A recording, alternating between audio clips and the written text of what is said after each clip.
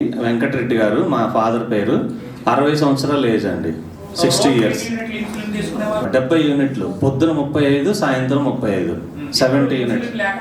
ఇప్పుడు కంప్లీట్గా ఇన్సులిన్ అనేది బంద్ విత్ డాక్టర్ సలహాతో.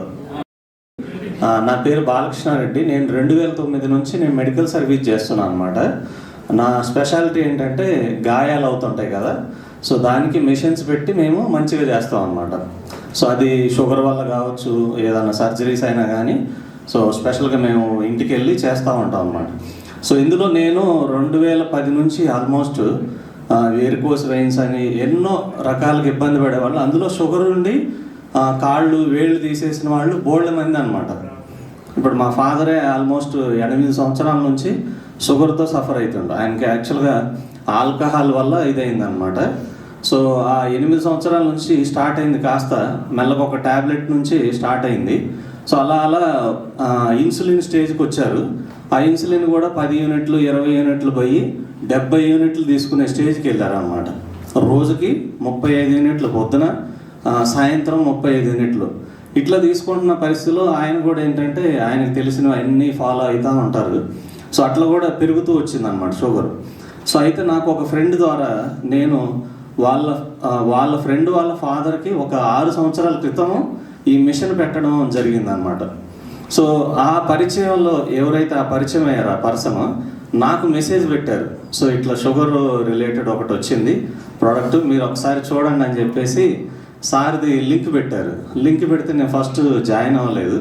తర్వాత మళ్ళీ ఫోన్ చేసి రిమైండ్ చేస్తే సరే చూద్దాం అని చెప్పేసి విన్నానమాట. సో విన్న తర్వాత నాకు నమ్మకం అనిపించలేదు, ఎందుకంటే మేము ఎంతోమందిని చూస్తున్నాం కాబట్టి ట్యాబ్లెట్స్, ఎన్నో రకాల ట్రీట్మెంట్స్, సో ఎక్కడ కూడా వినలేదు.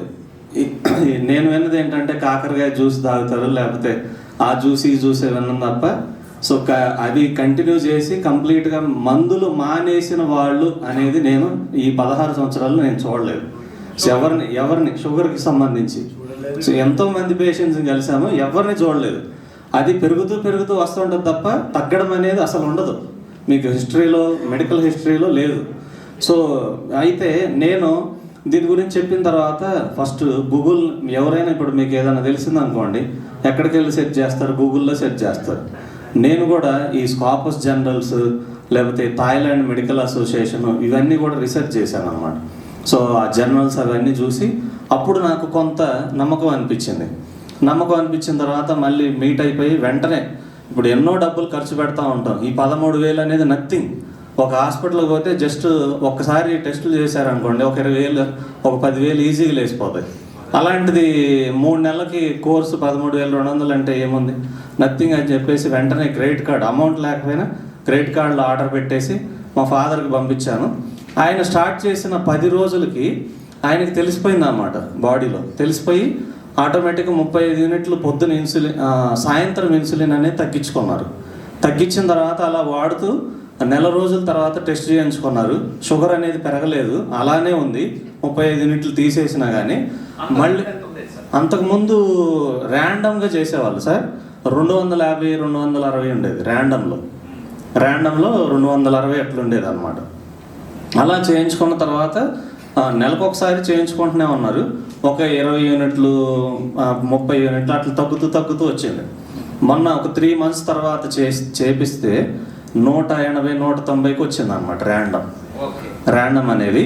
విత్ డాక్టర్ సలహాతోనే, డాక్టర్ గారి దగ్గరికి వెళ్ళి అన్ని టెస్టులు చేయించుకొని ఇన్సులిన్ అనేది నీకు అవసరం లేదు, ఇంకా ఇప్పుడు ఓన్లీ ఒక ట్యాబ్లెట్ రాస్తున్నాను, ట్యాబ్లెట్ సరిపోతుంది అని చెప్పేసి ఇవ్వడం జరిగింది. ఇది జరిగి కూడా ఆల్మోస్ట్ 20 రోజులు అయింది. ఇప్పుడు VR4 కూడా ఏం తీసుకోవట్లేదు. యాక్చువల్గా మళ్ళీ టెస్ట్ చేయించుకున్నారు, అట్లానే నార్మల్గానే ఉంది, అదే రేంజ్లో ఉంది. Sorry sir.